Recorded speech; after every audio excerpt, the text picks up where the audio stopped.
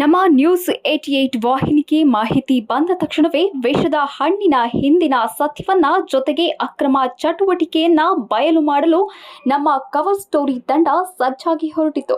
ಜೊತೆಗೆ ಇಂತಹ ಚಟುವಟಿಕೆಗಳಿಗೆ ಕಡಿವಾಣ ಹಾಕಲು ನಮ್ಮ ನ್ಯೂಸ್ 88 ಕನ್ನಡ ವಾಹಿನಿ ಸದಾ ಎಚ್ಚೆತ್ತುಕೊಂಡು ಹಗಲು ರಾತ್ರಿ ಶ್ರಮ ಪಡುತ್ತಲೇ ಇದೆ. ಆದರೆ ಕೆಲವು ನಾಲಾಯಕರು ಮಾತ್ರ ಜನರ ಕಣ್ಣಿಗೆ ಮಣ್ಣನ್ನ ಎರಚಿ ಅಧಿಕಾರಿಗಳ ಕೈಗೆ ಬೆಚ್ಚಗೆ ಮಾಡಿ ತಮ್ಮ ಅಕ್ರಮ ಚಟುವಟಿಕೆ ಮುಂದುವರಿಸ್ತಾನೆ ಇದ್ದಾರೆ. ಆದರೆ ನಮ್ಮ ವಾಹಿನಿಗೆ ಜನರ ಆರೋಗ್ಯ ಮುಖ್ಯ. ಅದಕ್ಕಾಗಿಯೇ ನೇರವಾಗಿ ನಮ್ಮ ತಂಡದ ಜೊತೆ ಕವರ್ ಸ್ಟೋರಿ ಮುಖಾಂತರ ನಿಮ್ಮ ಮುಂದೆ ಇಡ್ತಾ ಇದ್ದೀವಿ. ಮತ್ತು ಸ್ನೇಹಿತರೆ, ಇಂತಹ ಎಚ್ಚರಿಕೆ ಕೊಡುತ್ತಲೇ ಇವತ್ತಿನ ಎಪಿಸೋಡ್ನ ಶುರು ಮಾಡೋಣ.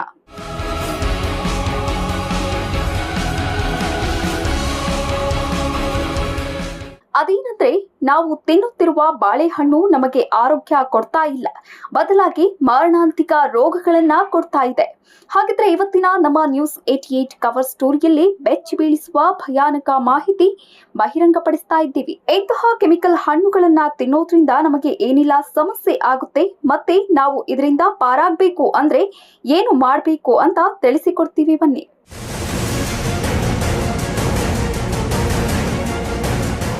ನೋಡ್ತಾ ಇದ್ರೆ ಒಂದು ಕ್ಷಣ ವಾವ್ ಅನಿಸೋ ಈ ಹಣ್ಣುಗಳ ಒಳಗೆ ಸಿಹಿಯಾದ ರಸಕ್ಕಿಂತ ಹೆಚ್ಚು ವಿಷಕಾರಿ ಕೆಮಿಕಲ್ಗಳೇ ತುಂಬಿದೆ ಅಂತಾನೆ ಹೇಳ್ಬಹುದು. ಜೊತೆಗೆ ಆರೋಗ್ಯಕರ ಆಹಾರದ ಭಾಗವಾಗಿ ದಿನಕ್ಕೆ 5 ಬಾರಿ ಹಣ್ಣುಗಳನ್ನ ತಿನ್ನಬೇಕು ಅಂತ ವಿಶ್ವ ಆರೋಗ್ಯ ಸಂಸ್ಥೆ ಕೂಡ ಶಿಫಾರಸು ಮಾಡಿದೆ. ಆದ್ರೆ ಆ ಹಣ್ಣು ತಿಂದ್ರೆ ಆರೋಗ್ಯವಾಗಿ ಇರ್ತೀವಿ ಅಂದುಕೊಂಡಿರೋರು ಹಣ್ಣನ್ನ ತಿಂದ ಮೇಲೆ ಏನಾಗುತ್ತೆ ಅಂತ ಯೋಚನೆ ಮಾಡೋ ಪರಿಸ್ಥಿತಿ ಈಗ ಬಂದಿದೆ. ಬ್ಯಾನ್ ಆದ್ರೂ ಬಳಸ್ತಿದ್ದಾರೆ ಕ್ಯಾಲ್ಸಿಯಂ ಕಾರ್ಬೈಡ್. ತಮ್ಮ ಲಾಭಕ್ಕಾಗಿ ವ್ಯಾಪಾರಿಗಳು ಹಣ್ಣಿನ ಏಜೆಂಟರು ಹಣ್ಣುಗಳನ್ನ ಮಾಗಿಸುವುದಕ್ಕೆ ಎಥಿಲಿನ್ ಅನಿಲವನ್ನ ಬಳಸ್ತಿದ್ದಾರೆ. ಈ ಅನಿಲ ಹಣ್ಣಿನ ಚರ್ಮವನ್ನ ಮೃದುಗೊಳಿಸಿ ಕೃತಕವಾಗಿ ಪಕ್ವಗೊಳಿಸುತ್ತದೆ.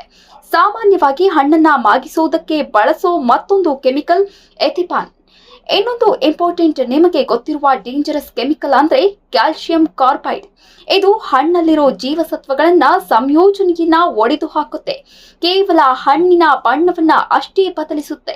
ಆದ್ರೆ ಇದರ ಪರಿಣಾಮ ಕೇಳಿದ್ರೆ ಮಾತ್ರ ನೀವು ಬೆಚ್ಚಿ ಬೀಳೋದು ಗ್ಯಾರಂಟಿ.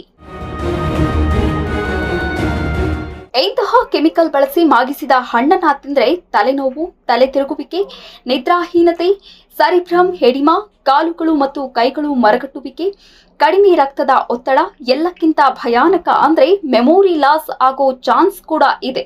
ಜೊತೆಗೆ ನರ ದೌರ್ಬಲ್ಯತೆ ಉಂಟು ಮಾಡುತ್ತೆ. ಇನ್ನು ಭಾರತೀಯ ಆಹಾರ ಸುರಕ್ಷತೆ ಮತ್ತು ಗುಣಮಟ್ಟ ಪ್ರಾಧಿಕಾರ ಅಧಿಕಾರ ಆಹಾರ ಕಲಬೆರಕೆ ತಡೆ ಕಾಯ್ದೆ 1954ರ ಅಡಿಯಲ್ಲಿ ಕ್ಯಾಲ್ಸಿಯಂ ಕಾರ್ಬೈಡ್ ನಿಷೇಧ ಕೂಡ ಮಾಡಿದೆ. ಇದನ್ನ ಬಳಸೋರಿಗೆ ದಂಡದೊಂದಿಗೆ 3 ವರ್ಷಗಳ ಜೈಲು ಶಿಕ್ಷೆ ವಿಧಿಸಬಹುದು ಅಂತ ಕಾನೂನನ್ನ ತಂದಿದೆ.